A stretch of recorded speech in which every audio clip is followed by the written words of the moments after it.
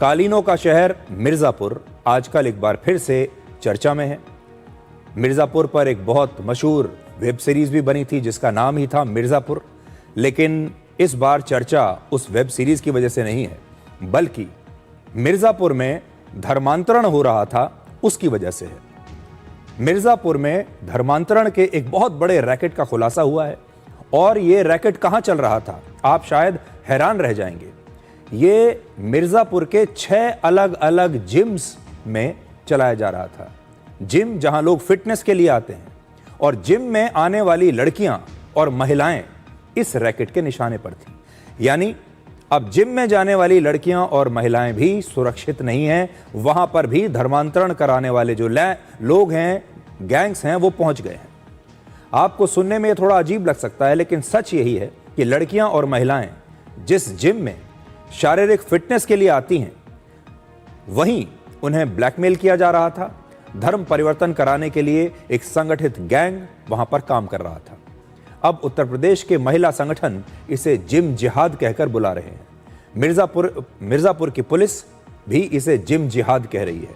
Police की जांच में खुलासा हुआ है कि महिलाओं के धर्मांतरण के लिए एक फुल प्रूफ नेटवर्क तैयार किया गया था, जिसमें एक पुलिसकर्मी, एक मौलवी, कुछ जिम्स के मालिक, मिर्ज़ापुर का एक मशहूर फिटनेस आइकॉन और कई जिम ट्रेनर्स इस रैकेट में शामिल थे। ये सभी वो लोग हैं जिनकी तस्वीरें इस समय आप देख रहे हैं। धर्मांतरण का ये काम जिम चलाने वाली 2 कंपनियों के जरिए हो रहा था और ये दोनों जिम चलाने वाली बड़ी मशहूर चेन है वहां की। एक का नाम है आयरन फायर और दूसरी चेन का नाम है KGN। ये दोनों कंपनियां वहां पर जिम चलाती हैं। महिलाओं और लड़कियों का धर्मांतरण कराने के लिए ये गैंग एक खास पैटर्न पर काम करता था। अब वो भी सुन लीजिए। पुलिस की अब तक की जांच में पता चला कि सबसे पहले जिम आने वाली लड़कियां या महिलाओं में से अपने निशाने को चुना जाता था। ज्यादातर 25 से 45 साल की हिंदू लड़कियों और महिलाओं को निशाना बनाया जाता था। जिम में ट्रेनिंग के दौरान महिलाओं की तस्वीरें खींची जाती थीं। इसके बाद ट्रेनिंग के नाम पर जिम ट्रेनर्स महिलाओं से उनका फोन नंबर लेते थे, उनके साथ दोस्ती कर लेते थे। इंस्टाग्राम और फेसबुक जैसे सोशल मीडिया प्लेटफॉर्म्स की मदद से उनसे दोस्ती बढ़ाई जाती थी। दोस्ती बढ़ाने के लिए कई बार उन्हें डिस्काउंट ऑफर किए जाते थे या फ्री पर्सनल ट्रेनिंग जैसे ऑफर उन्हें दिए जाते थे। पुलिस के अनुसार महिलाओं ने अपनी शिकायत में यह आरोप लगाया कि जहीर और शादाब नाम के 2 जिम ट्रेनर्स ट्रेनिंग देने के बहाने उनके साथ छेड़छाड़ करते थे। जिम ट्रेनर्स शादी का झांसा देते थे और महिलाओं पर धर्म परिवर्तन करने का दबाव डालते थे। महिलाओं ने यह भी बताया कि इन लोगों ने महिलाओं की आपत्तिजनक तस्वीरों के जरिए उन्हें ब्लैकमेल किया और पैसा न देने पर उन तस्वीरों को सार्वजनिक करने की धमकी दी। और ब्लैकमेल करने के लिए AI की मदद से AI जनरेटेड तस्वीरें बनाई जाती थी, फोटो बनाई जाती थी और इस तरह से लगभग 20 महिलाओं को, तो आप सोचिए जिम जाने वाली 20 महिलाओं को ब्लैकमेल किया जा रहा था। इनका आरोप है कि इन महिलाओं पर बुर्का पहनने के लिए, कुरान की आयतें पढ़ने के लिए और धर्मांतरण का दबाव डाला जाता था और इनकार करने पर जान से मारने की धमकी दी जाती थी। पुलिस का कहना है कि ये लोग हिंदू लड़कियों को ब्लैकमेल करके दूसरे शहरों में ले जाते थे और जब पुलिस ने जब इस मामले में कुछ शिकायतें मिली और जांच शुरू हुई तो इसके बाद पूरे रैकेट का खुलासा हुआ। पुलिस को इन जिम ट्रेनर्स के पास से कई आपत्तिजनक तस्वीरें मिली हैं, लड़कियों के साथ बातचीत के कई चैट रिकॉर्ड्स मिले हैं और AI द्वारा बनाई गई नकली तस्वीरें भी मिली हैं। अब तक पुलिस ने 8 लोगों को गिरफ्तार किया है, जिनमें मिस्टर मिर्ज़ापुर और मिस्टर पूर्वांचल का खिताब जीत चुका एक फैजल खान भी है। फैजल खान अपने फिटनेस की वजह से मिर्ज़ापुर में काफ़ी लोकप्रिय है और धर्मांतरण कराने वाले जिम का एक पोस्टर बॉय ये बन गया था। इस मामले में GRP में तैनात एक सिपाही इरशाद खान और एक मौलवी जिसका नाम है खलीलुर रहमान, इन दोनों को भी गिरफ्तार किया गया है। ये मौलवी ही धर्मांतरण करके निकाह करवाता था और इस पुलिस वाले के एक और दोस्त फरीद अहमद को पुलिस ने एनकाउंटर के दौरान गिरफ्तार किया। पैर में गोली लगी है, यह भी आप देख लीजिए। धर्मांतरण के इस पूरे नेटवर्क का मुख्य आरोपी इमरान दिल्ली एयरपोर्ट से गिरफ्तार किया गया है जब वो देश छोड़कर भागने की कोशिश कर रहा था। हमारे जो मेन एक्यूज्ड है, one of the main accused है, मैं पहले ही बोला था, केजीएन के सारे जो इन जिमों की जो सारे फंडिंग होती है उसमें एक मुख्य व्यक्ति इमरान है। और मैंने बताया बड़े मुश्किल से, बड़े कोशिश से, करे मेहनत से, अद्भुत कोऑर्डिनेशन से, भारत सरकार की संस्थाओं के हेल्प से, स्टेट गवर्नमेंट के पुलिस के कोऑर्डिनेशन से वो आज मिला है। हमें आज ही उसका रिमांड मिला है दिल्ली कोर्ट से। अब वो आएगा तो हमारी जो भी इन्वेस्टिगेशन का प्रोसेस है उसके माध्यम से जो हम पूछताछ करेंगे उसमें मेरे हिसाब से कुछ और भी निकल के आएगा।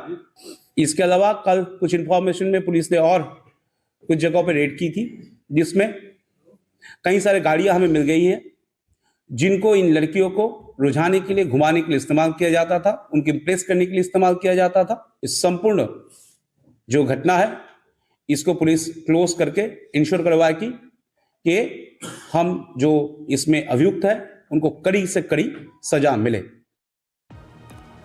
उत्तर प्रदेश की राज्य महिला आयोग की अध्यक्षा बबीता सिंह चौहान ने इस पूरे मामले को जिम जिहाद कहकर बुलाया है। कहीं किसी भी शहर की अगर आप जिम की बात करेंगी, अभी तो मिर्जापुर का खुला है, तो मैंने तो इसको नाम ही चेंज किया। जो लोग कहते हैं कि लव जिहाद चल रहा है, मैं कहती हूँ ये लव जिहाद नहीं चल रहा है, ये जिम जिहाद चल रहा है। आप किसी भी जिम में आप जाके देखेंगे, वहाँ 80% महिलाएं होती हैं, उसमें बच्चियां भी होती हैं, उसमें बड़ी महिलाएं भी होती हैं, और वहाँ 80 और 90% ट्रेनर जितने हैं वो सारे मोमडन होते हैं, और वहाँ सिर्फ वो जिहादियों का काम कर रहे हैं। वहाँ बैठ के अच्छे घरों की लड़कियों को फंसाना, उनका धर्मांतरण करना और उनके साथ ब्लैकमेलिंग करना, यहाँ तक कि उन महिलाओं के डिवोर्स तक भी इनसे हो रहा है। और आपने देखा होगा कि फिर उसके बाद जब इनकी सारी चीजें पूरी हो जाती हैं या ऐसा इन्हें लगता है कि वो महिलाएं कहीं खोल सकती हैं, कुछ कर सकती हैं, तो ये मर्डर भी करते हैं। तो मुझे लगता है कि लव जिहाद कम और जिम जिहाद ज्यादा चल रहा है और इस पर जरूर कार्रवाई तो हो ही रही है, क्योंकि आप माननीय मुख्यमंत्री जी हर चीज को बहुत सीरियसली लेते हैं जो इस तरह की चीजें होती हैं। पर मैं आपके माध्यम से जरूर कहना चाहूंगी, इसके लिए बच्चियों को भी, इसके लिए परिवारों को भी, सबको जागरूक होना चाहिए। उत्तर प्रदेश में यूं तो धर्मांतरण को लेकर बड़े सख्त कानून हैं और वहां पर गैर कानूनी तरीके से धर्मांतरण कराने पर ज़्यादा से ज़्यादा सज़ा जो है वो आजीवन कारावास की है, पूरी ज़िंदगी जेल में बिताना पड़ सकता है अगर कोई पकड़ा जाए। अब राष्ट्रीय मानवाधिकार आयोग ने केंद्र सरकार और सारी राज्य सरकारों से जिम और फिटनेस सेंटर्स के लिए बने नियमों पर एक रिपोर्ट मांगी है।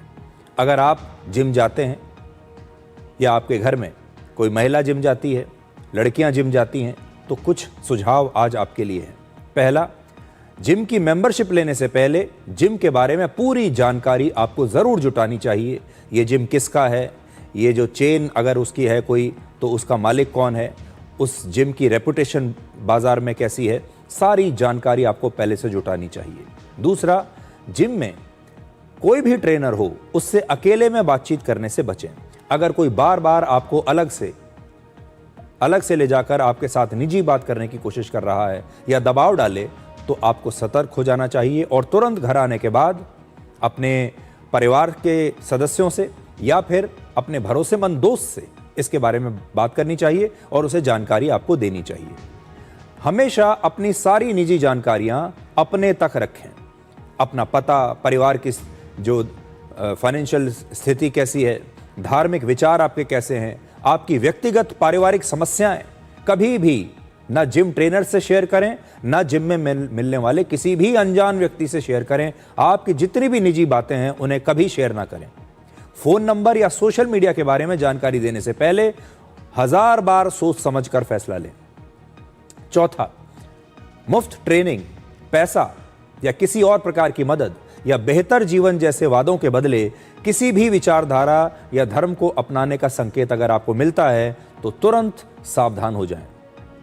पांचवां, जिम में अगर कुछ भी आपको अजीब लगता है तो अपने घर आकर अपने परिवार और भरोसेमंद लोगों से इस बारे में जरूर शेयर करें।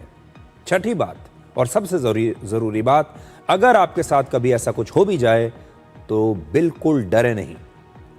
पुलिस में शिकायत दर्ज करवाएं या फिर राष्ट्रीय महिला हेल्पलाइन 181 पर आप संपर्क कर सकते हैं। मिर्जापुर मामले में भी पुलिस को पहली शिकायत फोन के जरिए ही इस प्रकार से मिली थी और देखिए, जब फोन के जरिए शिकायत मिली तो पुलिस ने इतना बड़ा एक्शन भी ले लिया। ये एक मिर्ज़ापुर की बात है। हो सकता है कि उत्तर प्रदेश के बाकी शहरों में भी जिम्स में ये बातें चल रही हों। ये भी हो सकता है सिर्फ उत्तर प्रदेश ही क्यों, भारत के और बड़े बड़े शहरों में या फिर और दूसरे शहरों में भी, चाहे बड़े शहरों छोटे शहरों, हो सकता है ये जो गैंग है जिम्स में, जो महिलाओं को अपना निशाना बनाता है, हो सकता है कि वो सक्रिय हो। इसलिए आपके घर में जो भी महिलाएं जिम जा रही हैं, लड़कियां अगर जिम जा रही हैं, तो आपको बहुत ही ज़्यादा सावधान होने की आवश्यकता है।